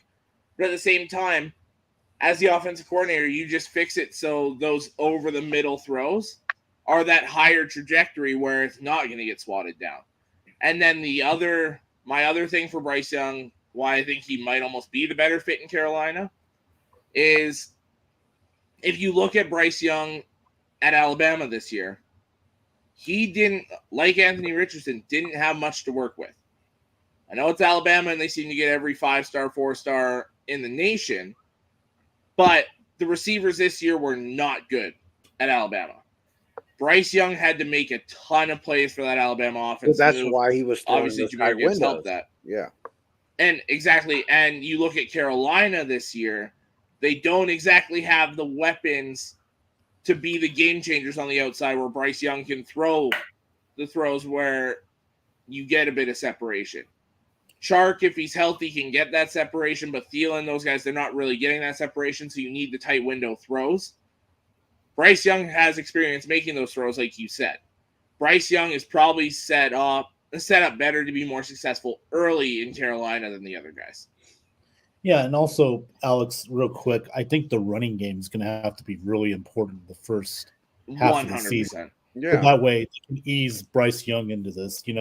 I know Frank Reich's the new coach and the quarterback coach, but he's got to have to be really careful with how he, handles his quarterback, the play selection and everything. So, yeah, the running game needs to get off to a very good start. So that way, it'll help Bryce Young, ease in a little more to the NFL games. Yeah. 100%. Corey, I'm not counting the Bucs out. I just don't see them as a real division contender this year. To me, the NFC South is still wide open. The ammo I had. I think, honestly, the Panthers have done a lot to improve their team this year, and they kicked our butt last year. And you could make the argument, I know Bryce Young is a rookie, but you can make the argument right now that the Bucs have the third best quarterback in the division. you realistically can make that argument. Yeah. At best, they have the second best quarterback because Derek Carr to me is the best quarterback in this division, and it's not overly close. But the Bucs do have the weapons, and it's not. But the Bucs do have the weapons and the defense, and if that offensive line stays healthy this year, the Bucs could do some damage in that division. And again, like I said earlier, I think the NFC South winner probably only walks away with like 9 wins. Right. Realistically. The thing here is last year we played a championship schedule. This year we don't have to play that championship schedule. Well, yes, you do. A little bit easier. Yeah. We play at the first place schedule again. We got Philly. You guys won the division. You automatically get the first place schedule again. Shit. Got the Niners. Now, which you play the NFC North, and which I think you guys play the AFC South, if I'm not mistaken. Yeah, Jacksonville. Yikes. Jacksonville, but the other 3 teams. So there's a strong possibility we will be in the running for top draft pick. No. Yeah, but if we only win like 7 games, if we win 7 games though, which this team I think 7 games might be an overestimate, especially. You want to know? Coach. You want to know what these guns are? I got these guns. You know what this is called? Jamil Williams and Taysom Hill. Oh, Taysom Hill. Good God. See, I would have said Jamal Williams and Kendrick Miller or Alvin Kamara. There you go. Those are my guns. Those are my ammo. Although Alvin Kamara hasn't been very effective against the Bucs for a while. No, this is Alvin Kamara right here. The fist. Oh. Well, and see, whenever they take him to court, he's screwed because there's that video of him in the car talking about what he did to the guy. Yeah. Whenever they finally take him to court, he's fucked. Yeah. Say bye-bye to Alvin. Yes. And also, too, Colin, you're going to have to deal with Mr. Jones for another good 25 years because he's going to beat out the longest NFL team owner. Jerry Jones don't have 25 years left in him. There's no shot. Oh, he ain't living that long. At least Steven can draft 30 more years. All right. Jerry Jones ain't living 25 years. He ain't making it. I'm gonna hire Dan Campbell in a few years. What are you talking about? Jerry Jones got the money. No. Dan Campbell ain't going nowhere. Jerry Jones is already in the lab, dude. What are you talking about? If Jerry Jones makes it those 25 years, he's 105 years old. Yeah, about to be 100. He's still in the lab already getting that regeneration shit going. You know, there is a title for the longest. You know, so he has that fight. See, Corey, we don't have when you play the teams. We know what teams you play though. That is a tough schedule still. You play the Eagles. You play the Vikings, they're guaranteed, but you play the NFC North. You play the Niners. You play Buffalo. You play the AFC South. That's a tough schedule still. Yeah. A first place schedule is still very tough. It's not easy by any means. Now, where games are placed in the schedule drastically affects how tough they are. Do we got a list of the teams that we play? I can pull it up right now. Mm-hmm. All right. Let me go through this list and see. I know that we don't play Dallas Cowboys, and I think you guys do. We played them 2 years in a row already. Why would we have? No, they don't play Dallas. They play Philly, Carolina. Yeah. No. We played Carolina twice each year. Well, yeah, they're in your division. Either Carolina or the Saints play Dallas. We do not play Dallas. Yeah. So we play Carolina twice, Atlanta twice. We beat New Orleans twice. All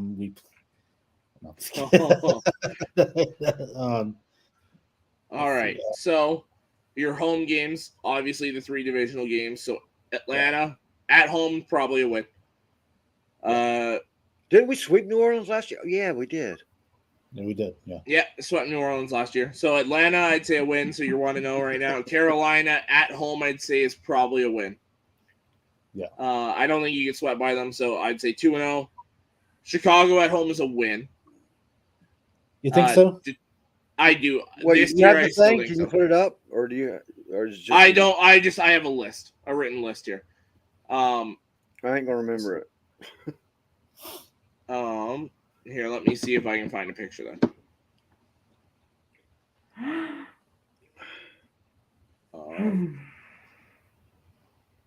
It's so hard for the Bucs to sweep the Saints because we are true rivals. That Right. the Yeah. Saints even what is it? Cameron Jordan even came out and said that they build their team to beat the Bucs. You know, Yeah. specifically for that. Yeah. And they beat Brady too. That's the thing too. Even Yeah. when Brady came to it, they beat us several times. So This is what makes the game fun. There we go. So home and away. So the Bears at home, I do believe, is a win. The Lions at home could go either way. Well, we have not had good luck against the Bears. Period. We etched them out in that playoff game, but that was a very close game for us. The Bears usually have our number. Well, in the last regular season game you played them, if you guys remembered that it was 4th down, if Brady remembered it was 4th down, I believe you beat them. Right. we never do good in Minnesota. Bucks never do good in Minnesota. So if we're talking the NFC North, I'd probably say 2-2. Yeah. I think you beat the Bears at home and the Packers on the road. We had Donald Penn out there fighting with Jared Allen. Yeah, you're talking 10 years ago. Yeah, that's what I'm saying. that was my point, actually. Yeah, look at those tough teams, though. San Francisco, Buffalo on the road. That's tough, man. Like Minnesota. I can't remember a time when we lost to the Lions. This year might be the exception to that rule. I'm going to say I think this year's probably the year. I was saying 2-2 against the NFC North. We always play Green Bay pretty tough, so that's a good yeah. That was my thought. You'll lose one of Detroit or Green Bay, in my opinion, and I think you lose Minnesota. In Minnesota. Yeah. AFC South, I see the 3-1. Texans scare me a little bit, man. Depends when you guys play them. If you play them early, I think you swat them. I think you destroy them. If you play Stroud early in his career, I think you beat them. Their defense was already tough. They made it tougher this year. But again, if your offensive line's healthy, that's why I say if you play them early. And D'Amico Ryans is a good coach. But he's still putting in his system. Right. That's why I say if it's early, I think you guys beat them pretty handily. The Titans, I'm not sure about yet. I agree with JT. I think the Titans are bad this year. So what? 3-1 or 2-2 for the AFC South? I'm saying 3-1 personally. I think you guys lose the Jaguars and that's it. Jags. I think the Texans or Tennessee gets a win against us. I'm going 2-2 at best and Basic South. Okay, 1/3 4-4 season currently. is played I against think the Panthers may sweep us this year. I'm not sure, but I know I hate saying that, but we split with them last year, and one of those games was luck. Nicole, what were you saying? I was just saying, looking at the math here, it's 1/3 of the season is played against your division. Yeah. Which is, it's crazy. That's 1/3, man. Mm-hmm. All right. I don't know what to think of the Colts because San Francisco, I'm making that a loss. Buffalo's a loss. I was going to say, I think Philly, San Fran, and Buffalo are losses. I think all three of them are losses. I think the Lions beat us too. Okay, so right now, based on what we have, it's 4-7. Carolina, I've got you guys splitting with them. I got a sweep by Carolina right now because you got Carolina sweeping you guys. Yeah, their offensive line, they played together. Their defense is good, really good, and depending on what Young and them do, I got Carolina beating us, man. Okay, so Johnny currently has the Bucs at 4-9, and then I have a split with the Saints. So you have 5-10. I don't know about the Falcons, man. That might be a sweep. The Falcons. Damn, they played us so. They destroyed us the last game of the year. But then They it was bulked the on last that game of the defense. year. Well, and you guys played your bench for the second half. That's what I'm saying. I mean, I think because of the Atlanta quarterback worse. situation, you guys sweep them this year. Mm. I have zero faith in Desmond Ridder. Sorry, Kyle. I have zero faith in Ridder. I'm looking at that run game that they've got, dude. But you guys still have a very good run defense. Not as good as it was. But it's still very good. I mean, the loss of Sue and JPP really hurt our run defense. Yeah. I think we were ranked 15th against the run last year, man. Losing Shaq Barrett hurt too. And we're talking about your boy, actually, there, Robinson, man. And combine him with Patterson and with what's his name, the other Algier. That's a dangerous running team right now. Algier is the one that I started to learn about quick this season. Yeah, he was solid. Yeah. You guys were 15th against the run last year. So, I don't know.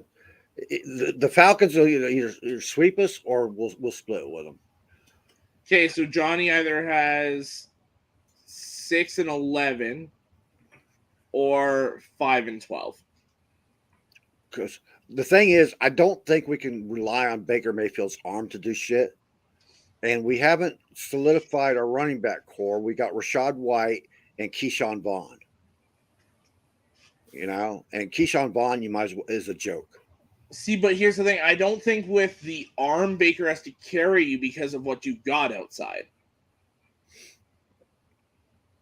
I think you could be successful in the passing game with a shorter route passing game. You know what I mean? That's what happened last year with Brady throwing them short passes, and it didn't get us nowhere. True. But he also didn't have an offensive line. There was no deep threat with Brady last year. Well, but he also had to get rid of the ball in a second and a half last year. Yeah, but exactly. But the point was there's no deep threat. It was all short passing game. So without that deep threat, and I don't know if Baker can make teams afraid of that deep threat. I think he can. That's a big question mark in my mind. Mm-hmm. He's got an above average arm. Which he'll still get you on a deep threat from time to time. Deep threat quarterbacks you're looking at, like if he's healthy, Stafford, Mahomes, Allen, Herbert, Burrow. Like your elite quarterbacks are your deep threat guys, really, right now. But they're not as. I guess I'm looking at the greats. I'm sorry. No, that's fair. Over 45% of the passes go for 20 yards, then they're a deep threat. Mm. Okay, so Johnny had either 5-12 or 6-11. Ben, what do you got? Okay, so I'm looking at this schedule right now. I'm going to go the losses. I'm going to say San Fran, Buffalo, Philly, Detroit. We'll split with the Saints and Carolina. We sweep Atlanta. I think we always get one of those big wins that we don't expect. I think that could be Jacksonville because we're at home. Bears, we can beat them. Tennessee, we can beat them. Colts, that's kind of a mystery to me. Depending when we play them, I'll say a win there. Green Bay's a win. I think the Texans could be a loss. Colts are a big mystery because they got Richardson. Anthony Richardson, but they have two great running backs on that team. Yeah. Well, we got to see what Hull is at the NFL level. Right. A great NFL running back and a great college running back. Right. Yeah. And we also got to see what that offensive line is because you have a good offensive line, for example, Darren McFadden in like year 8 ran for 1,000 yards behind the Cowboys' offensive line. Yeah, and Colts' offensive line has been solid. It was last year they were bad. It was solid last year. They just were dumb. Go back and watch them schemes and stuff. They were pulling guards the wrong way on screens and shit. It's either there was miscommunication all along that season, or the coaching was just screwed up. Which, the coach got fired, so it might have been that. Yeah. So I'm looking about 8-9, 9-8 range for the Bucs. Okay, we're just right around where I had them. I'm at 7-10 for the Bucs. That's what you got, Nicole. You're giving my team better grade than me. What the hell? Yeah. Talk about a rivalry. So I also got the schedules for our other two teams here. Also, we'll go to the Saints next. So Nicole, let's run through the games for you here. So we'll start with the home games. The Falcons, how do you think that goes? At home. Win. All right, so we got 1-0. Panthers at home. That's a loss. All right, we got 1-1. The Bucs at home. Oh, that's a win. All right, I love the confidence behind that. 2-1. The Lions in New Orleans. Yeah, that's a win. 3-1. Jacksonville in New Orleans. Loss. All right, we got 3-2. Tennessee at home. That's a win. 4-2. Chicago at home. Win. 5-2. The New York Giants at home. I'm sorry, Mr. Jones, if you're still there, that's a win. 6-2. In New Orleans, I think it is. So far, I agree with Nicole. The away is what scares me. I was going to say, let's get to the road games now. Yeah. So we got at Atlanta. Yeah, I'm sorry, sir. Yes. All right, so we got 7-2 currently. Carolina at Carolina. Yeah, we're gonna lose that. Agreed. So we're 7-3 at Tampa. That's a hit or miss, and I'm gonna give it to you this time. Agreed. I got 7-4 here as well. At Indianapolis. I think we will win that one.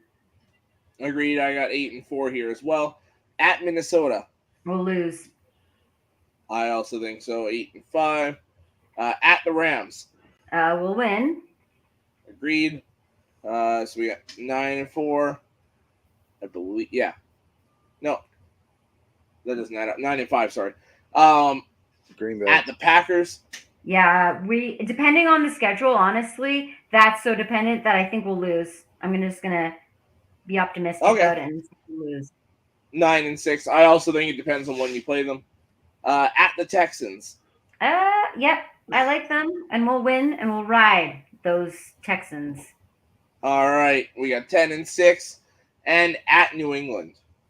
Sorry, Bill Belichick, your days are numbered. We're gonna win. You got 11-6. I think that's a loss. I've got 10-7 right now. This is me. I'm a biased Saints fan. You guys have to know this, okay? Just coming right out of it. That's fair. Okay. Wait, you're a what? I'm biased. I'm a fan. You said you're a what fan? I'm a Saints fan. Their only hope. Oh, okay. I thought you said Florida State there for a second. I was like, what? Oh, no. All right, and then I got the Lions opponents here. So I did an article on this a few weeks ago. Win. I've got the divisional wins at home. Divisional games at home, all three are wins. I've got the Broncos at home as a loss. Really? I've got it. Yep. I don't. The Broncos, if you take the quarterback out of it, are a top 5 roster. I don't think Russell Wilson is going to be as bad with Sean Payton. I think he's going to be much better than he was last year. Yeah, what's the quarterback's kneecaps? I expect it to be a very close game. I do think the Broncos steal it though. So I got 3-1. I've got the Falcons as a win, so I'm 4-1. I've got the Panthers as a win, 5-1. I've got the Raiders as a win, and I had the Seahawks as a win. So I had 7-1 at home. Bears on the road is a win. Packers on the road is a win. Vikings on the road is a loss. We've played so bad at Minnesota over the last 10 years. I think we've only won once or twice. You won last year, didn't you? Not on the road. We won at home. Okay. We haven't won on the road in about 5 years, and I believe it was in overtime. It wasn't overtime the last time we won. So what I got, 7-1, 9-2. At Arrowhead is a loss. I've got at New Orleans a loss. So I've got 9-4. 9-5 because we lose to the Chargers. 10-5, I'll say we beat the Bucks. 10-6, we lose to the Cowboys. And Baltimore is a tough one. I think that's going to be your toughest battle right there. Ooh, that's a wild card. Chiefs is our toughest battle. I honestly don't think so. I think you're built NFC style. And a good NFC style team has beaten the Chiefs every time. It has to be a good NFC built team because you're built as a team. You understand? Yep. You got that. It also depends on when we play Kansas City. Defensive line. You got the secondary now, somewhat. It also depends when we play Kansas City, though. If we play them early, that secondary isn't meshing by then. And Jameson Williams won't be back. Yeah, so to me, it all depends on Goff. Because if Goff is on fire, I think you win that game. It all depends on Goff because your team is built to beat them. Yeah. But I think in Baltimore, though, it comes down to about the 49-yard line, I think. 52-yard line. No, I have a hard time saying you're going to beat Baltimore because they've improved that team and a lot. See, and when I did the article a couple weeks ago, it was based on how the rosters were then. So Lamar technically wasn't Lamar wasn't signed, so I wasn't counting it. Now that Lamar's signed, I do have it as a loss, so I would say 10-7. Because Baltimore, Pittsburgh, even the Browns to a certain extent, and the Bengals, that division plays like an NFC. They build the team. Oh yeah, you know what I mean? Yeah, and it's a trenches war with those teams. So I think it's going to be a close game, like the last time. I ain't going to say Justin Tucker wins it on a 67-yard field goal, but I think all our losses are close. I don't think we get blown out once. No, you haven't in the last 3 years. You've had occasional blowouts, but that's not New England. Pretty much. Yeah, New England last year. Not this past season, but the season before, the first year under Dan Campbell, we got blown out by both the Eagles and the Bengals back-to-back weeks, if I'm not mistaken. You don't get your revenge game against San Francisco, I see. No. I think personally that Lions-Chiefs game is going to be an early season primetime game. I do too. I think it's a Monday night game or something like that. I could see one of those week 1 Monday nighters. I really could. Well, not week 1. I think that's another factor too, for sure. Week 1 it would be Thursday night if it was. It'd be Philly and Kansas City because that might change my opinion a little bit because without Jameson Williams, I think you really need Jameson Williams on the field. And that was my thing. I think the game's going to be early, which is why I said a loss. I do think it's going to be the first few weeks. Do Chiefs and Eagles play regular season this year? Yeah. In Kansas City. That should be the first game of the season, right? Right. Yeah. How you started it. Oh, that could be. Well, and you think about it. If I'm not mistaken, when the Broncos won the Super Bowl, they played the Panthers next season. They played them week 1, right? Yeah. So they got to get that. I could see that.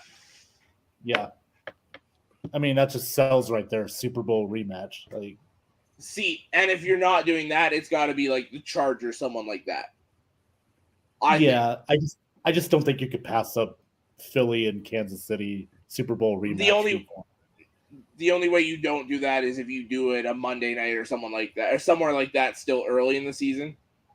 But agreed, it should be the first game of the season.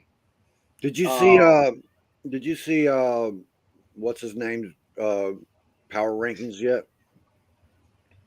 On the NFL website, yeah. I think they disrespected what they have the Lions at 11th. I think that's major disrespectful. I think that 8 to 12 range, I think, is where we should be. Yeah. Because you looked at it, we were still the third or fourth team in the NFC, which I think is right. They have the Ravens at 7, and Burrows is, what is it, 4th or 5th, somewhere around there? The Bengals? Yeah. Yeah. Well, I just call it Burrows because that's the Burrow team now. Funny, I picked up on that. I'm being like, I don't know what team that is. Yeah, the guy's he has put the team on his shoulders and carried it farther than any other quarterback I've seen yet. Yeah. Into every bar, no, I'm kidding. I mean, every time. Yeah, he's an amazing quarterback. I mean, what he's done with what that team had given him with the offensive line the first season he went to the Super Bowl. Yeah. And he just Nick, I think you could because he has you getting sweep, Nick. Don't let him lie to you. Yeah. No, and if you go back and read the article, I said a sweep, but I did say the Chicago game would be very close because especially if you look at last year, we won by 1 point in Chicago. We mopped the floor with them in Detroit, but playing them at Soldier Field is a very difficult thing to do. I think it's very close, but I think we steal it. Nick, if you want to jump in, if you're available to jump in. We'll go through the Bears lineup too. Yeah. I sent you the link on your in your messenger, dude. I know. Could they be poking holes in your plan, and they might be poking at the bear? We love poking the bear, man. And Ben does. Ben really loves to poke the bear, especially that big teddy bear. Yeah. Come on, Ben, don't start that. Don't you come on, because we still got to talk about Star Wars Day too, Nick. So I was going to say, speaking of Hall of Fame, there should be a Hall of Fame, like how Carrie Fisher got introduced into the Hall of Fame. Good segue. Yeah. I didn't want to say it earlier because we're still on talking about Hall of Fame. We'll give you the segue anyway. I mean, we talked it earlier. I'm so excited. I brought up my artwork. I didn't draw it, but I thought it. I saw your pictures, man, that you put up wherever you were at in costume. Okay, so this is I'm sorry, but this, and it's him right there. But I held on to this magazine. It's a Canadian Time magazine from 2005. Wow! And I was so excited. I saw Hayden Christensen. Finally stood in line 4 hours to meet him finally, to get him to say hi and have a great May 4th. We bought some cool artwork and today, Carrie Fisher, I know she's not with us today, but she got introduced into the Hall of Fame, and she got her own portrait star with her daughter there and Mark Hamill. So I haven't checked out the speech, but there's a lot of May the 4th. So every year I'm so happy. I'm a huge Stars fan, and that's great that you guys had me when you said streamline football and Star Wars. I was like, I'm in. Did you see the post that Anthony Haney put up? No. Okay, I'll give you the joke real quick. You know who Darth Vader's wife is? Well, and Padme. No, it's Ella Vader. Oh my goodness! I don't know who this guy is. No, I know who this guy is. I don't know who this guy is, but It's a crossover at some point. But I had the most fantastic time. Apparently, they did sign on for another 3 Star Wars movies. I don't know if you guys heard about this, right? Yeah.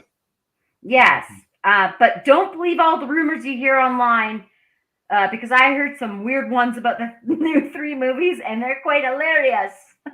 Well, do you know that in the last movie, when they were on Corsica, that the Star Trek Enterprise was in there? You know, I believe it.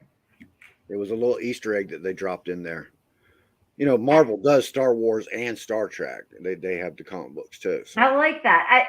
I don't know if I ever told you this, but I feel like sometimes Star Wars is dysphoria, and then like Star Trek is euphoria, where it's like dystopia, and you know, but they're both beautiful worlds, and I love how they all connect. And I'm so happy that it's Definitely Star Wars Day. I love Ahsoka. I don't know what else is happening. I didn't see any of the Star Wars stuff that happened today, but I'm so happy you guys are Star Wars fans too.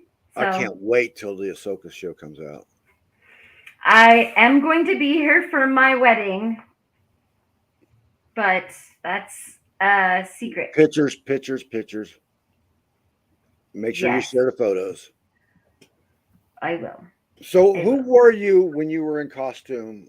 I saw those pictures, but I can't place it. It must be something. Okay, I was Sailor Moon, and I dressed up as Sailor Moon. Sailor Moon. There you go. Because there was about 100 people dressed up as Ahsoka in line to meet Anakin Skywalker, Hayden Christensen, and I was just like, you know what? No, he's gonna get the Nicole experience. So I dressed up as Sailor Moon, and I think that made it a little bit more memorable for him, because he didn't get to go and see all of the other costumes or anything. He was just there in a dark room for like 12 hours, which honestly, good for him, because he got a lot of hate in episode 2 and 3 back in the day when they first came out. I don't know how you guys feel about the first trilogy of Star Wars, but when it first came out, it got a lot of heat and a lot of hate. 3 I can understand because of the children. I mean, fair. Oh, yes. Yeah. I mean, I personally loved the first trilogy there. That was my favorite. But the first or the prequel or the aftermath or what? I hate the way they've numbered Star Wars out. Like the first movie to the third movie, like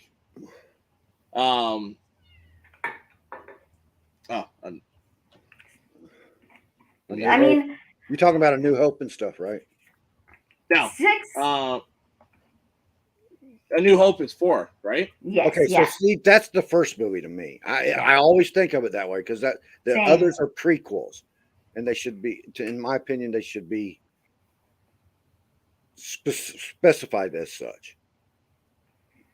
Do you guys think that they should continue on the Star Wars movies in theaters, or like because they announced the trilogy, and a lot of people had some mixed feelings about it, a new trilogy coming out all of a sudden? I think everything's going to streaming now. All movies are actually losing money putting them in the theaters. That's what I was going to say. So I love how Star Wars did the whole entire streaming thing. That's key. But they're all losing their flavor. Marvel's losing its flavor. Yeah. Fans, which is why they've slowed down on their production. They're still making movies, but they're going to take longer to put them out, so people are more excited to go see them. Mm-hmm. Star Wars shouldn't really have that problem. I mean, you get the TV shows on Disney, which is great. I love Mandalorian and stuff. Yeah. And I can do without too many movies crammed in a short space. Yeah. And the Obi-Wan Kenobi series, that broke records. So like that just speaks for itself. If you have the right actors, which like they did, and I think they can. But you're right, slow it down. Problem, and that's a lot of problem with spacing them out, because actors age. Yeah. You know what I mean? And if you space them out too much, then you lose the consistency of the certain actor. you end up being like DC with a new Batman every 2 years. Mm-hmm. Didn't I hear about the Marvel series about how some of them are jumping ship? Yeah, Literally. yeah, yeah. That's Yeah, true. yeah. But it's not. It's all, a lot of it is also they're going with different actors anyway because they're starting new characters. I mean, Harrison Ford, he said he'd never come back, but he did. Yeah. And he died. I mean, spoiler. Yeah, he came back. He's coming back because he got pissed off that they were going to use another Indiana Jones. Yeah. He's coming back still as Indiana Jones. So a grandpa Indiana Jones. Yeah. I can't crack my whip no more, but I can still shoot your ass. What is he, like 100 now? Or what? It shows, if you see him in interviews anymore, his age is really showing, man. Oh yeah. Yeah. And then reminder, with the writer's strike going on, there might be a delay on shows for a while, depending on how long the strike lasts and stuff. So, which is why we're here doing it live for you. Yeah. Yes. Absolutely. The last one. By the way, Ford will be 81 in July. Yeah. I had no idea that you were a Comic-Con fan or a buff like you are. So when I do my next entertainment show, I'm going to definitely have you on. Is that all right with you, Nicole? Act 1, Scene 1? Yes, it's fine. Can you see that one up over my head there? Yeah, I did. Yeah. I keep trying to get Alex to be in my entertainment show, but he's too busy with football 24/7 now. I was gonna say, well, now the shows are gonna start to die down a little bit, so I'll have some more flexibility. I'm gonna do my Lions show probably close to once a month. The rest of the way till the season starts. The only guy I can think of that's more busy than you on this stuff is Ben, and he does everything: wrestling, baseball, that dreaded word, and football. No. You said the word. You said the word. Yep, there we go. If everyone else gets it, I deserve that. I deserve that. I was like, hold on a second. I have to remove Ben too because it was him I was describing. Hold on. He's into every friggin' thing, man. Mm-hmm. And he even does entertainment shows with me once in a while. Yeah, depending on the porn, The category? Just because you live in Vegas, dude. Mm-hmm. You lived there one time too, so. For me, Ben, you live in the cloud. Wow, I never got that one before. Did you just call him God? In a roundabout way. Man, no. Oh, I get that now. That ain't gonna go to his head, no. Johnny and Alex with my presence tonight. Yeah. And by the way, where's our other co-host at? Where'd he go? I was just thinking that. I was like, yeah, me too. What did he say? He said, "Be right back. I have to step out," and that was an hour and 10 minutes ago. Oh, okay. So we've hit 2 hours already, man. Oh my god. Yeah. Yeah. He's probably mad because the Lakers got their ass kicked. Well, let's let did Nicole explain where she's going to be. Yeah. Take a second to promote yourself, Nicole. My name is Nicole. And I like to talk stuff and knowledge and share in the beautiful world of the NFL. And I'm a Saints fan.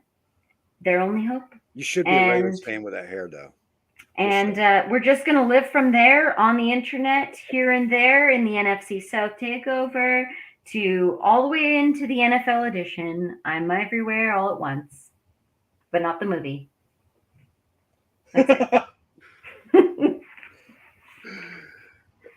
And I spilled something. That's why I have Kleenex. I haven't seen that movie yet. Is it worth watching? absolutely. I mean, it seemed to win every damn award, so. Well, it's fun. It's not like the slow ones that win. Okay. Thank you. Yeah. Because you tell me it won a lot of awards, I usually tune it out. Yeah, a lot of the ones that do win a lot of awards are really slow in character development, but this is not one. It's actually has some good action and good visualizations in like VFS, right? VFS? I believe so, yeah. Yeah. I didn't know it was a question. I thought you were just explaining it. But thank you for inviting me on. I really had a blast. So thank you again, for sure. This is spontaneous. I'm not kicking you out. You can stay here, but we're going to be backstage here because we're going to end the show here. Okay. And Ben, Johnny, where can we find you? Look sometimes how here. I am tonight. Yeah, you can find me. Well, not this Friday, but all other Fridays on Have At It, and we're taking a break tomorrow night, so we'll be back next Friday night. Also, Face the Heels every Monday night wrestling show. Talk about pro wrestling. This week, I'm going to do a Ask Ben Any Wrestling question. I already posted it, so if you have any wrestling related questions, just put it in the comments section, and I will answer that for you live on Monday night, 10 p.m. Eastern, 7 p.m. Pacific, on the Ben Zone, on my YouTube channel at Ben Cornett 9015, and on my Twitter handle at BennyBoy702. And also, I'm doing a new show called Let's Buck with Ben. I think we're going to do one next weekend because the schedule release is going to be out a week from now. So we'll talk about the Buck schedule, go over the games, stuff like that. And then I do another show. It's a seasonal show called Peachly Benzo College Basketball Show, but that's during the season. So yeah, my plate's pretty full right now, but that's where you can catch me. Okay. Well, we always buck with Ben. That's right. All the time. Ben and Mr. Alex Loosemore. All right. So you can find me obviously here every Thursday. You can catch me most Tuesdays. Like I said, I'm probably going to scale it back to about once a month for Restoring the Roar, my Lions show. You can catch me most Fridays on North Sports Dynasty. And you can catch me most Saturdays. I don't know what our schedule is going to be now that the draft is done and everything until the college season starts. You can catch me and Sean Spencer most Saturday mornings on Let's Talk College Football. And I'm going to get back into writing my articles. Now they should be posted and started to get posted back up again. The ones that I had waiting to be posted are finally posted back up again. On NFCNorthReport.com. I gotta still write my one for this past week. I'll probably just do a draft recap, probably a grades or something like that. A weekly article on NFCNorthReport.com. All right.